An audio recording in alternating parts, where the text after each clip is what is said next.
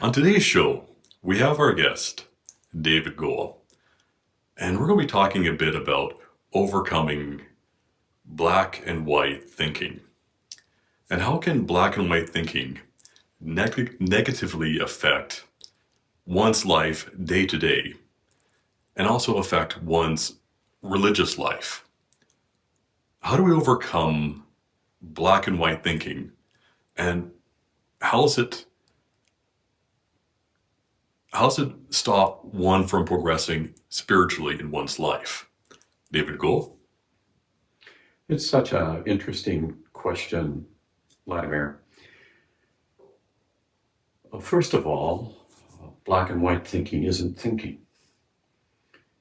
Black and white thinking is a kind of ideological silo.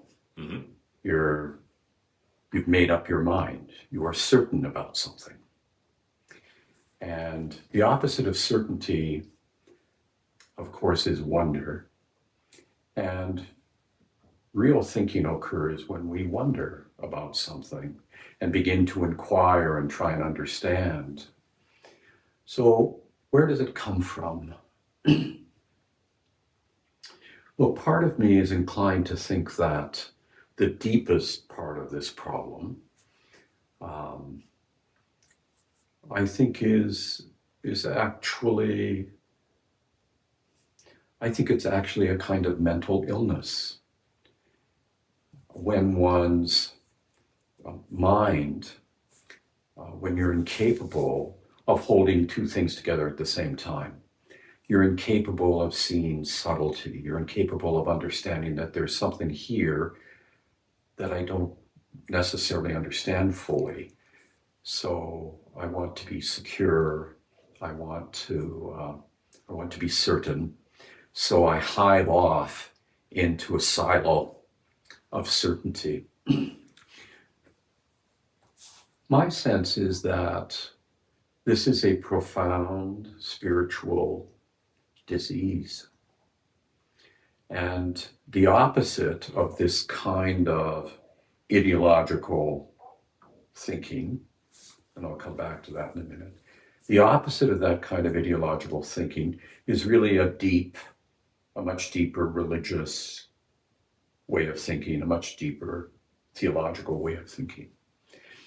I often think that theology, certainly in our tradition in the Christian East, is the antidote to ideological thinking.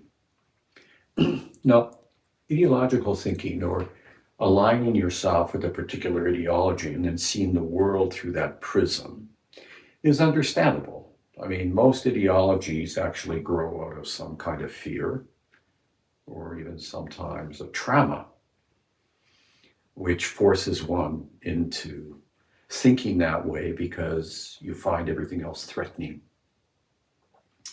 In our spiritual tradition, our theological tradition, we often quote the scriptures where we read that perfect love casts out fear. So fear always closes you off. It always turns you inward, which is another description of sin, being turned inward. And where there is love, there is no fear. There is openness, regard, attentiveness, seeking to understand, appreciating even when you do not understand, but being open to how that might unfold. So in a way, when we meet people that suffer, and I use the word suffer deliberately here because I think all ideological thinking is a kind of suffering, we need to respond to them like we respond to anyone who has a passion, who has sin in their life. Passion is, of course, appetite, it's a suffering. And in our tradition, we always speak of passions as sin, as missing the mark. We don't need to judge them or be angry at them or offer them a different ideological position, which we think is better. We need to try and understand where it comes from in them. Why are they fearful? Why have they taken refuge in an ideology, which then gives them a prism for how they understand life. How has it come about that they haven't been able to actually open to life and to sit not with certainty, but with wonder as how things are unfolding? So I think our task when we see that in ourselves, and all of us at times take refuge in ideological thinking, when we see it in ourselves or see it in our brothers and sisters, then it's not useful to judge it or to challenge them. It's much better to inquire and to try and understand where this comes from in them. What has been the passion or the trauma that has led to this? We're faced in our world now with an amazing period where this has become, this kind of ideological siloed thinking has become ubiquitous. On the political left, the political right, it's ubiquitous. It's virtually normal in much of our world today. So we have a challenge on our hands. We really need to help people not see that that's the alternative. Rather, we are invited to drink deeply of life, to not be afraid, and to not assume that those that we disagree with, even if they sit in an ideological world, that that's something we need to counter. We need to seek ways to understand, and if possible, to speak a healing word that helps them awaken, open to the fullness of life, and no longer see the world through the prism of black and white. When you see the world through the prism of black and white, there's an enormous number of colors you miss on the spectrum. So you're missing subtlety, you're missing creativity, you're missing spontaneity, you're really missing the beauty of life when you dwell there. And that's something that calls for healing.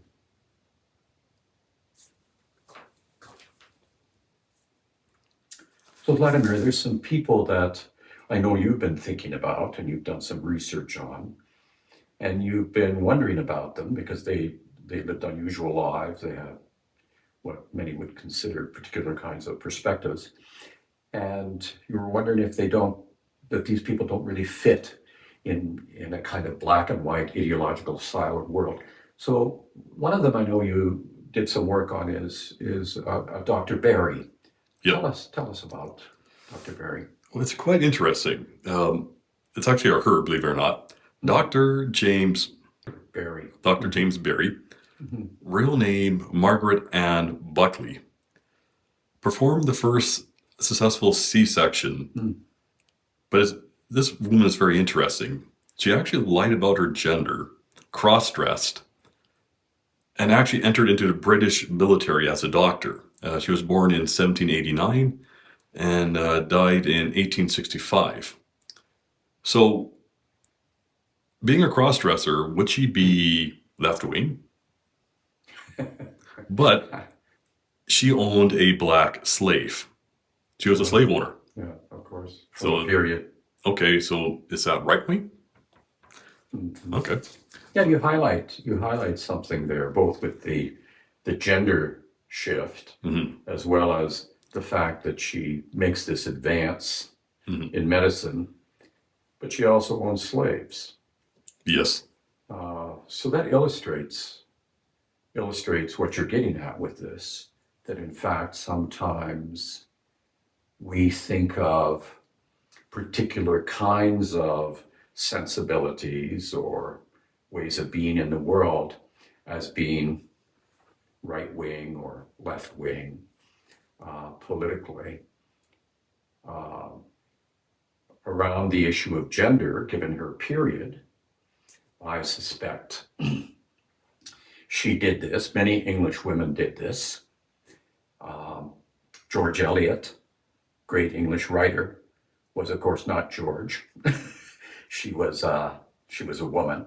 She's one of the great English writers. She also translated a number of theological books. But they did this because there was no room for them if they presented themselves as women. That speaks of a problem within the society. It speaks of black and white thinking in the society. That's where the problem is there. It's in the society itself, assuming that women are not fit for doing these various things. Slavery, sadly, was quite common in the early modern world. And England was debating it at this time, but if I recall the dates correctly, it's only a little later that England outlawed slavery. And that was done largely by evangelicals, early evangelicals, and other very serious Protestant thinkers who made arguments based on the scripture against slavery.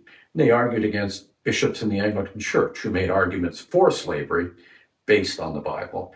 So it illustrates what you've been getting at here, that when you dwell in one silo, or when you see people in one silo, you're missing a big piece of the puzzle.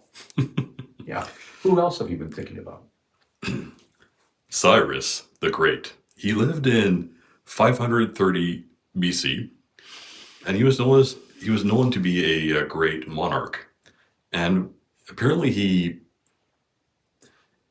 actually gave people a guaranteed income. Everyone in his empire got a subsidy or an income from the state. So he sounds like a really great guy. And he even helped the Jewish people rebuild their temple. So Cyrus the Great, if it sounds familiar, it's that Cyrus the Great. Now he seems like a great guy, but he did try to expand his empire to the north.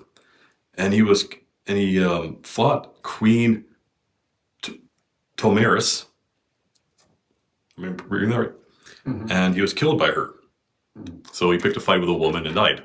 But he did invent guaranteed income for his people. And he did help people of a different religion rebuild their temple. Even after he brought them into bondage. You know. Same guy?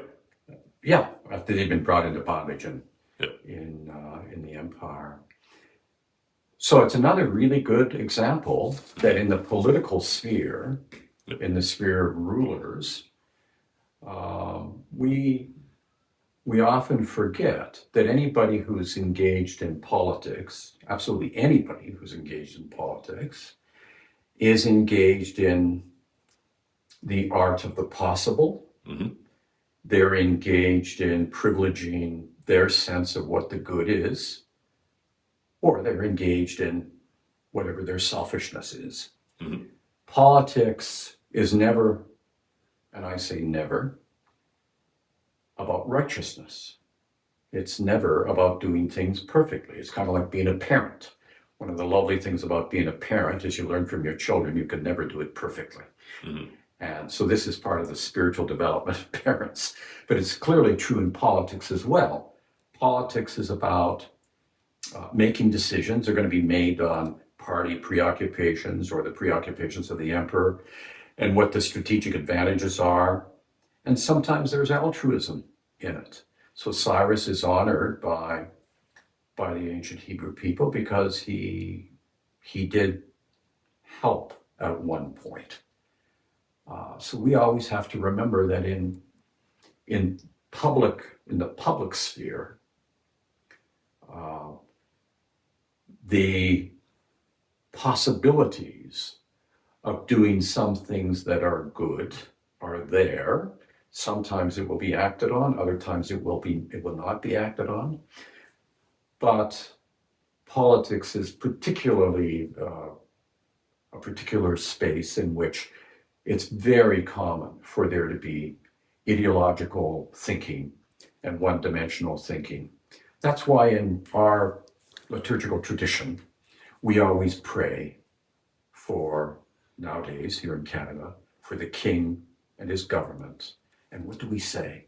We say for the king and our government, that they may rule in peace and justice. And then what do we say? Immediately after that, we say, Lord of mercy.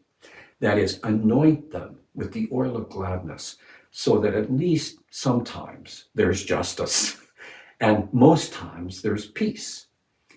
And that's about all you can expect from politics. Well said. Well said. Now, another form of black and white thinking I came across. Some people believe women are inherently more po- politically socialist, and men are by nature more capitalist. And I find that statement very baffling because, well, Karl Marx and Engels were men, but yet Ayn Rand is female. Yeah, right. So, I mean, where do people get this idea? I'm not really sure on that. I suppose they get it just based on thinking of women as maternal Hmm. and as having a heightened capacity to care for children Hmm. that they both give birth to, unlike you and me, Hmm. and they suckle, unlike you and me.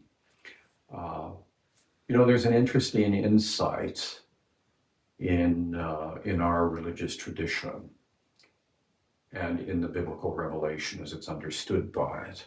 And it's this: Adam had no mother, Jesus Christ had no father. And we think of the Holy Theotokos, the mother of Jesus Christ.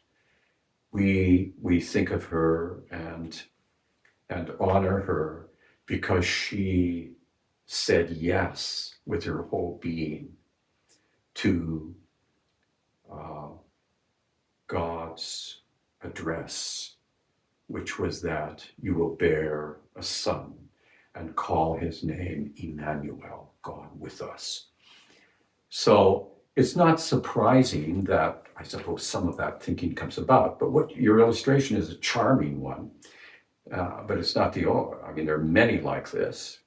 I noticed, say, at the U of A back 25, 30 years ago, as I watched the University of Alberta in its upper administration and in its professoriate open to women become much more interested in hiring women to these key positions.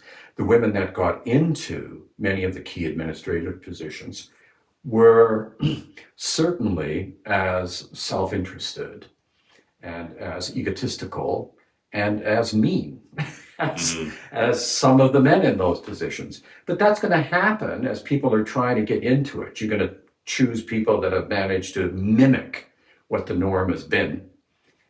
And after a while, when it becomes a little more normal, then you're going to get some women who are like that and some women who are just great. Just like you have some men that are like that and some men that are just great. Okay, now adding to this argument, the first female prime minister of the the first female prime minister of the UK was Margaret. She was a conservative. Good old Margaret Thatcher. Okay. The first The female Iron Lady, she was called. Okay. And the first female prime minister of Canada was also a conservative. She's the only one. The only prime minister of Canada has been a woman. Yeah, Kim Campbell. Kim Campbell. Yep. Yeah. Yeah, I knew her. Oh, really? Yeah. What you like? She's tough. Okay. She was a tough woman, Hmm. very capable, a lawyer, Hmm. and had a short and brief time as prime minister, was, of course, in the cabinet for a period of time. Hmm. One of the things that was nice about her, in my experience, is that she had a capacity to cross party lines. Hmm. She and did that quite well. Hmm. Uh, but I wouldn't have identified her, as you teased this up earlier, as particularly maternal or particularly socialist. She was what I would call a kind of red Tory, Hmm. which is a conservative that cares about public institutions, unlike Margaret Thatcher, who was a conservative that tried to dismantle public institutions. Those are two quite different sensibilities, but both of them were identified as conservative. But in fact, you've highlighted the fact that these categories are porous. Hmm. If you look at them seriously, they're never sealed. They're porous. Yeah. Did you have somebody else? Oh, a few more. Now, here's another argument. Most people say if someone's pro-gun ownership, therefore they must be right-wing. If you're anti-gun ownership, you must be left-wing. But I looked up some quotes by Karl Marx, and apparently he said he was pro-gun ownership. Like, if you look at the early revolution movements, they were very much for the common person owning guns. Well, if you want to have a popular revolution, Mhm. you've obviously got to arm the people. So, I Yeah. mean, it's So, I mean, there are deeper questions here. yeah, I mean, it's interesting. Like, you can't, if you really look at old history, I mean, what do we try to put left or right? It doesn't really apply if you go back, a couple of decades. Sure, it shifts, It and shifts. depending on the kind of cultural circumstance. Yep. Most people would consider Switzerland Oh to be yeah. a quite liberal Yes. and sort of quasi-socialist country. But they're big in their guns. Everybody in Switzerland has to own a gun. Yes. That's the law. And that's because of a few historical reasons for Switzerland. Mhm. But it's also because a large part of Switzerland is rural. Hmm. And there was an understanding in the pre-modern period Hmm. that you had to be able to raise a popular army very quickly in case somebody was coming across the mountains to impose their will on you. Yes. The Swiss were actually famous in the Middle Ages. Like, they were the most sought after mercenaries, and they were famous for their pike formation. And when they overthrew their monarchy, they started their own republic. And I mean, what they had accomplished was quite amazing. Mhm. I mean, they were the most sought after mercenaries in Europe, and they still guard the Pope, Yeah. the Roman Catholic Pope. With very, very curious uniforms. Yep. Was there somebody else you had? Another example. There's another argument: men are inherently violent, women are not. Women are more likely to be pacifists, men are not. Well, the funny thing is, if you go back to World War One, there was a movement called the White Feathers, and what women would go around in groups of three with these white feathers, and if they saw a man not in uniform or not enlisting to join the military to fight World War One, they would collectively shame the man into fighting.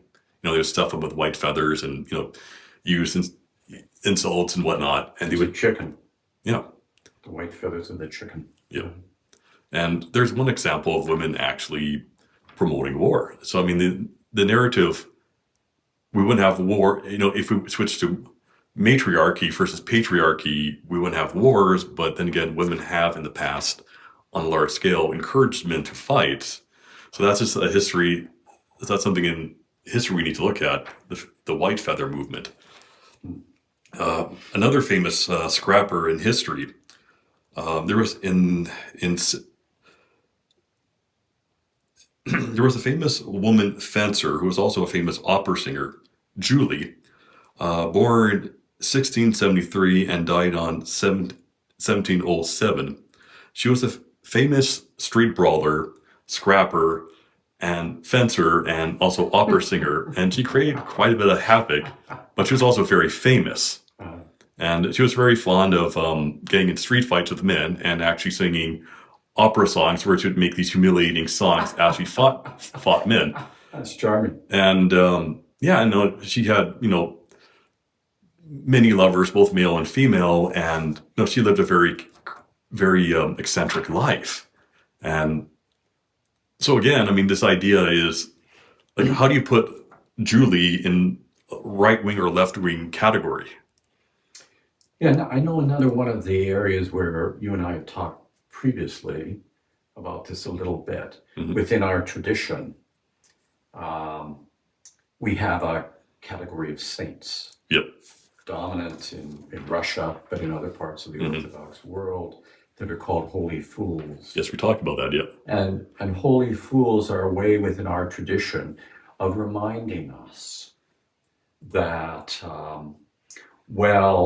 the disciplines of the faith are good and are Mhm. important. Cultivating virtue is important and good to do. It isn't the same as the worship of God.